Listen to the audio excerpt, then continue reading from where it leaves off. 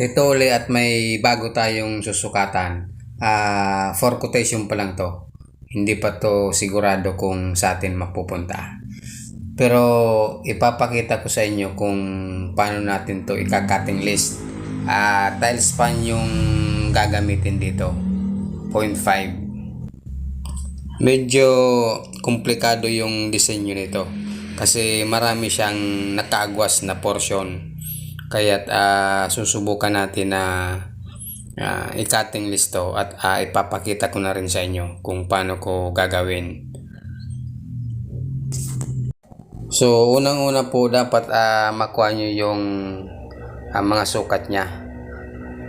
Drawing nyo muna, saka ilalapat nyo yung mga dimension paikot, pati yung sa ridge, yung slope nya, saka yung mga sa valley gutter. Yun po ang mga pinaka-importanting detalye sa pagka-cutting list.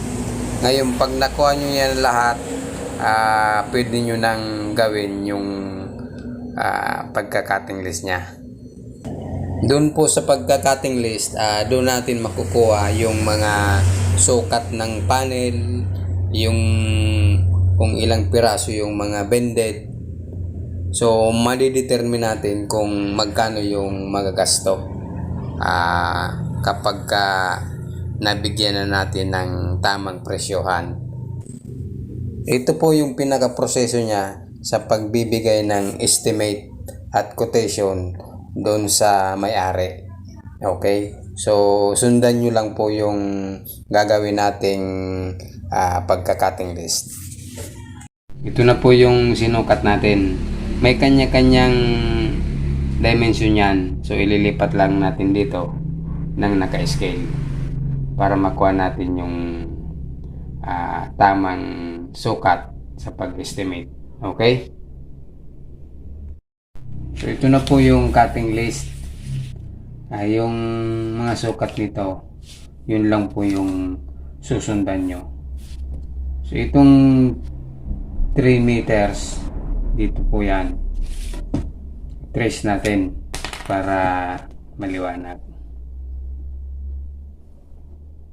Yan.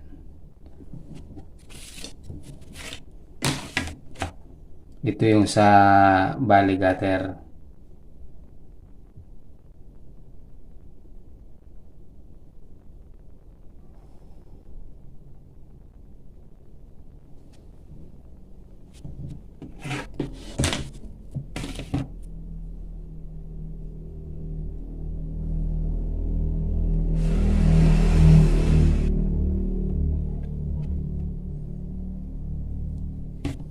Yung sukat nito, ito yan, 6.5 po ito.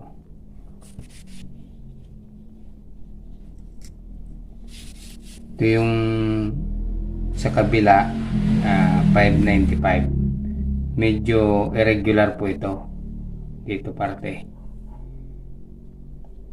Sinundan lang yung property line kasi nito. So dito magkakaroon tayo dyan ng inside gutter. So dito sa kabila wala na yan kasi dito naman yung slope nya. So dito lang po ang may inside gutter.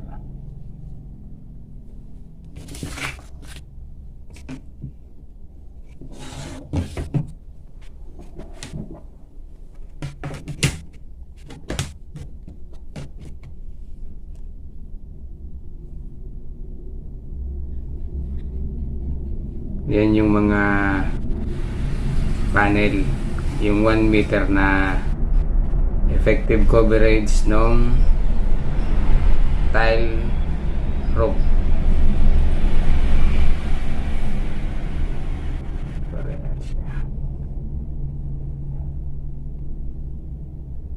Tile roof yan.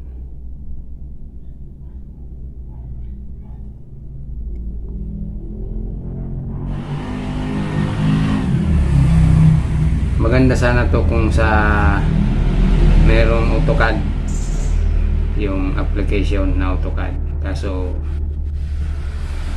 hindi natin mapapaliwanag masyado. Yan. So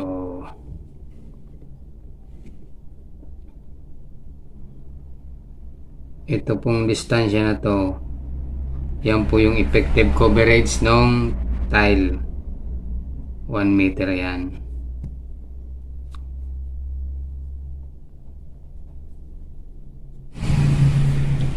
Dito sa kabila, i-highlight din natin para malinaw.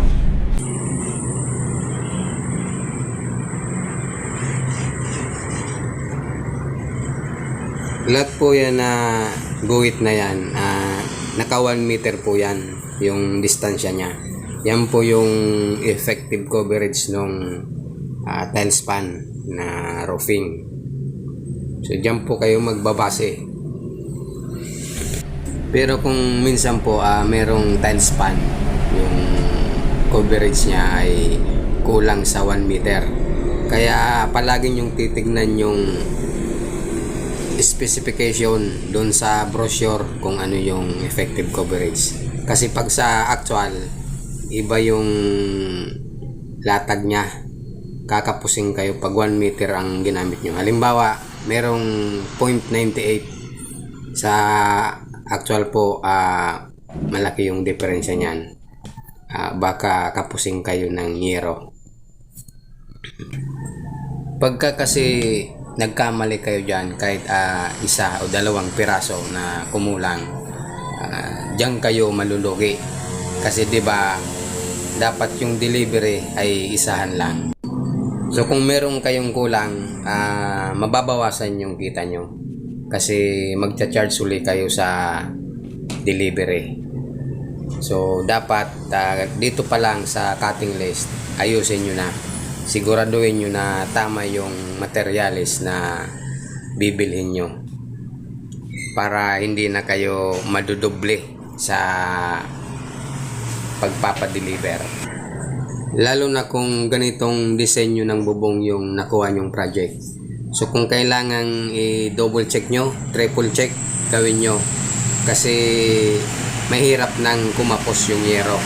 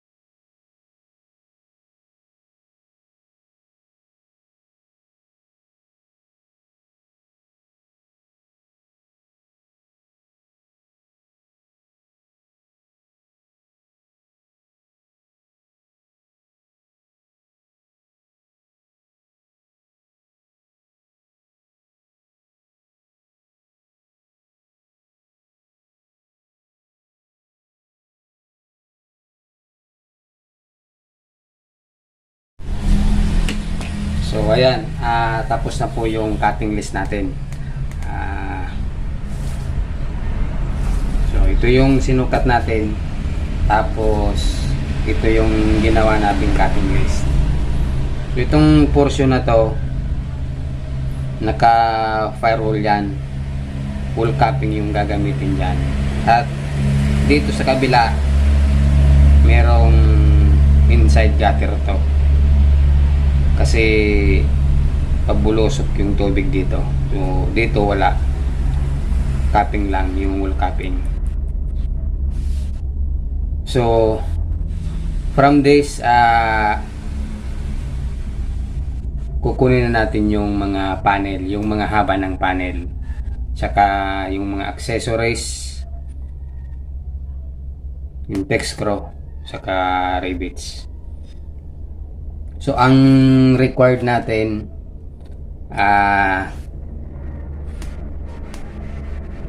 yung panel,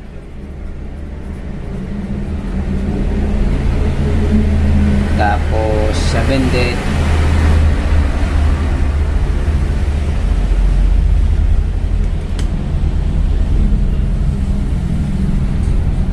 accessories, rinse cap.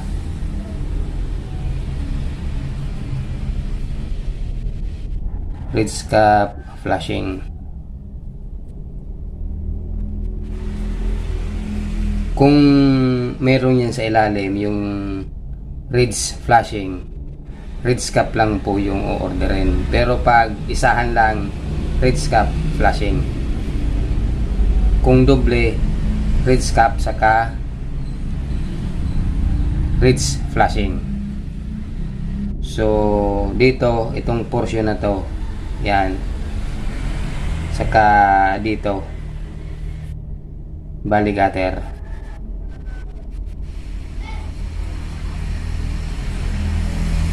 Bali gutter, yan.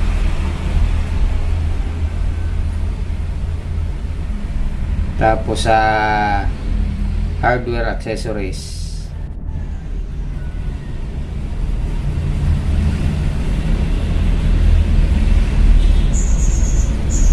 text screw,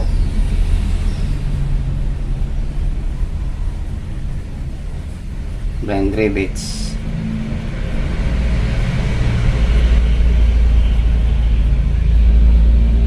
sabay na natin yung sealant.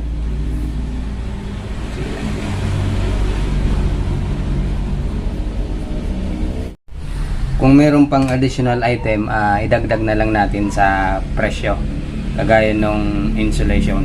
Okay, sa ngayon ito na muna yung estimate natin, yung pipresyohan natin. So dito pala medyo may diferensya to, kasi hindi siya mag-close. Dapat itong portion na to bubuka siya, pero ito na yung ginawa natin para mas sigurado. Tingin ko kasi dito nagka-diferensya to sa fabrication ng truss. So kunti lang naman, mahabol naman yan sa installation ng roofing. So ito na yung sa panel natin, yung mga sukat. Ito natin sisimulan, yung pinakamahaba. Sukat niya 6 meters.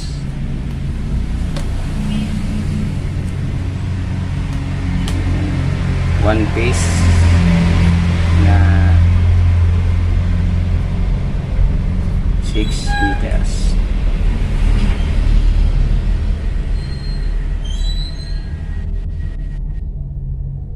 Tapos ito 5.5. Hindi, 5.6 dito.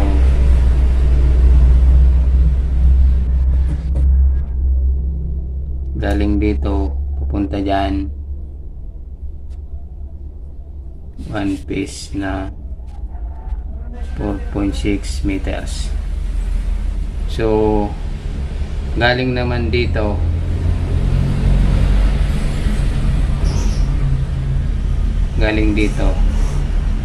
papunta dyan sa 2, 3, 4,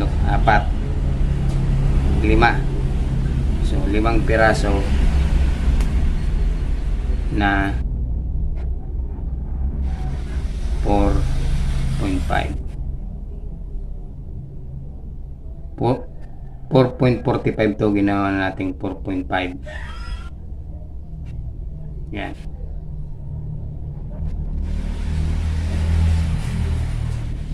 So ito, meron tayong makukuha dito na mga sobra dito para pantapan dito. Okay, so ito pa pala yung sukat nyan, 5.6.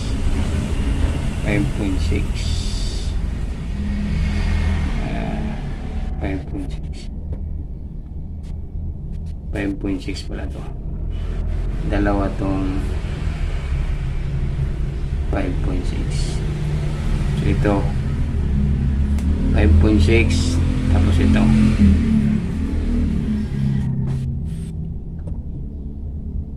so ilalagay natin. 5.6. Ito 6. Ito 5.6. Dito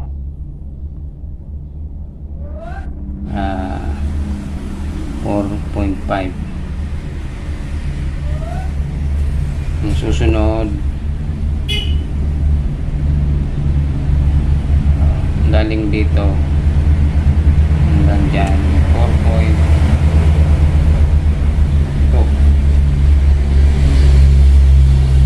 1 piece 4.2 meters. Dito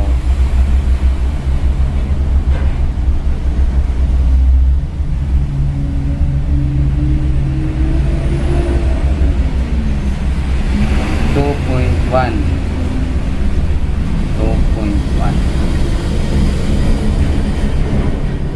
1 piece 2.1. So itong portion na to complete na. 5.5 pala to. 5.5 meters. Baguhin natin. So ito yung isunod natin sa kabila.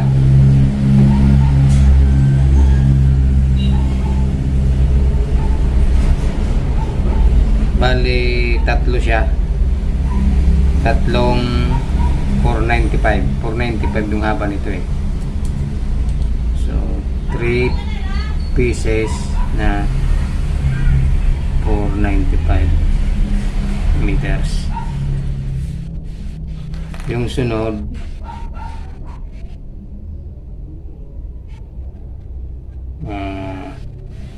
mula dito hanggang dyan 395. 1 piece 395 meters. Ilagyan natin para hindi magkalituan. 495 495. So 395. Susunod dyan 295. 2.95 meters. So ang sunod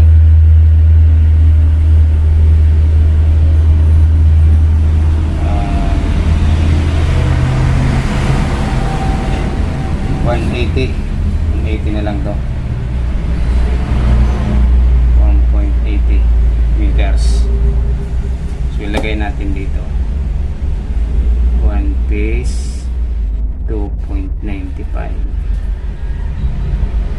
1 piece 1.80. So bali 6.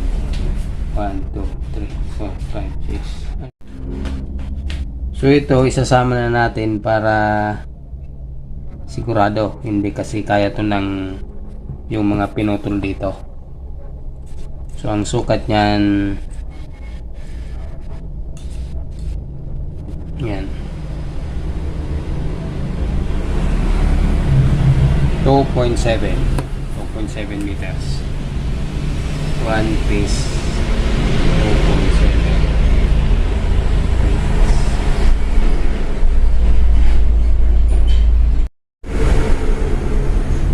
Pagdating naman sa portion na to, ito yung susukatin nyo. Mula dito, yan, hanggang dito. So, yan po ang panel na bibilhin nyo. Yan. Yan po yung sukat nyo. Nasa ilan ba yan? 2.4. So dahil nasa valley gutter to, gawin yung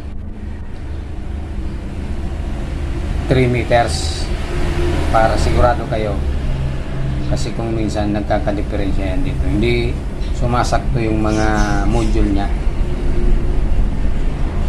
So 3 meters yan.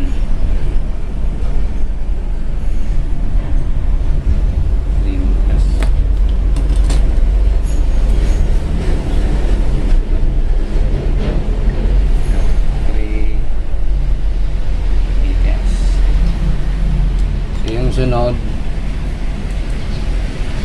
ganun din dito yung sukat niya. Ganun. Yan.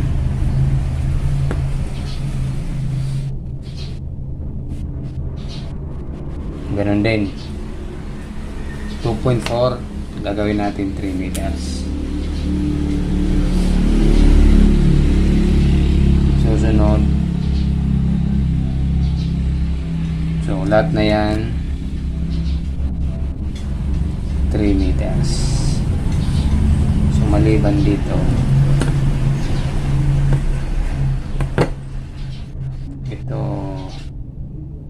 ano lang to, 1.7. So gawin natin 2 meters.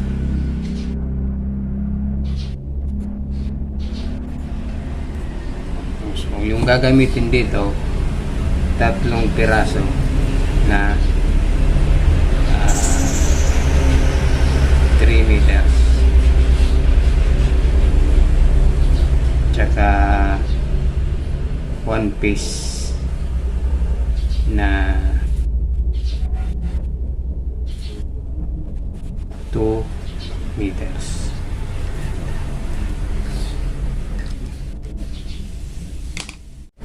Yung pasubara natin dito, ginawa ko lang yung para sigurado, kasi 2.4 to, pwede siya sa 2.7 meters, pero kung baguhan ka, para sigurado 3 meters na, kasi yung module 30-30 yan yung step down nya.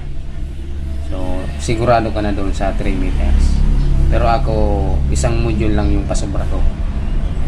Okay, ito sample lang to para sa kung baguhan pa kayo. Dito naman, kahit itong kalahati lang yung sukatin nyo, tapos times 2 na lang sa panel, parehas lang naman yung itsura nya. So ito 520. Yung susunod nya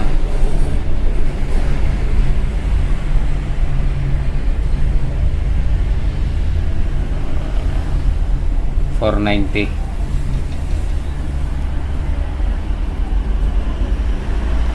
Yung sunod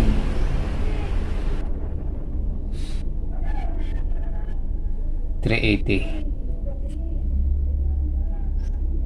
3 yeah.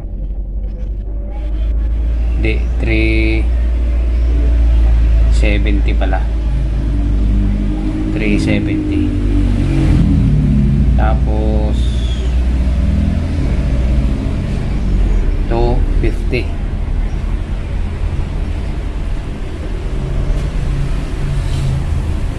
Tapos 130.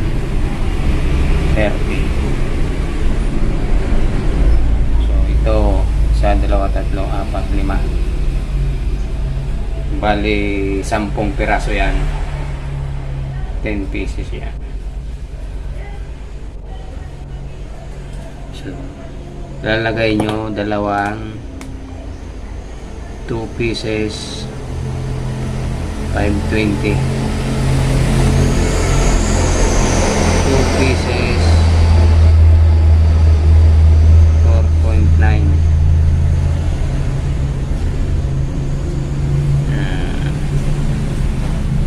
2 pieces 4.7 meters, 2 pieces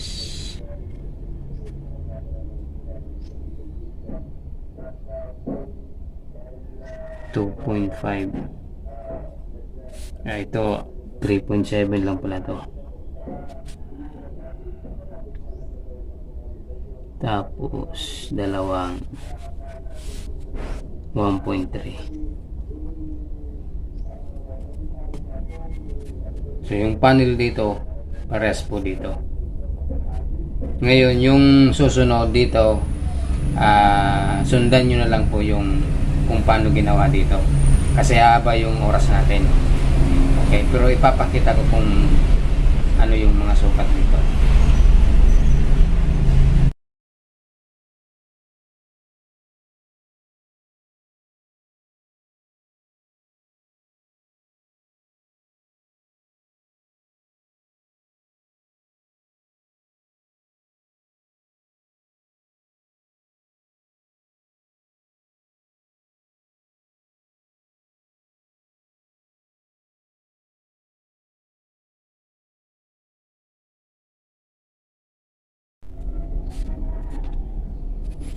Ito na po yung total na peraso kung ilan yung magagamit dito. So 10 plus 4, 20 pieces dito.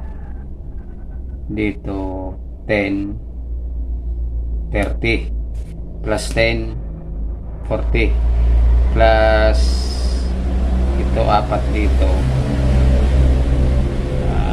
44, 51 pieces.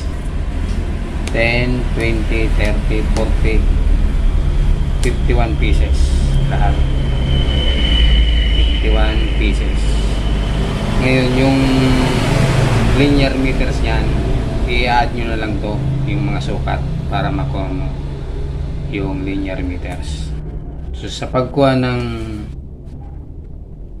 itong bended, halimbawa sa ridge cap flashing, itong sukat nito, yung haba niyan, yung lahat ng ridge, i-total nyo po, tapos di-divide nyo sa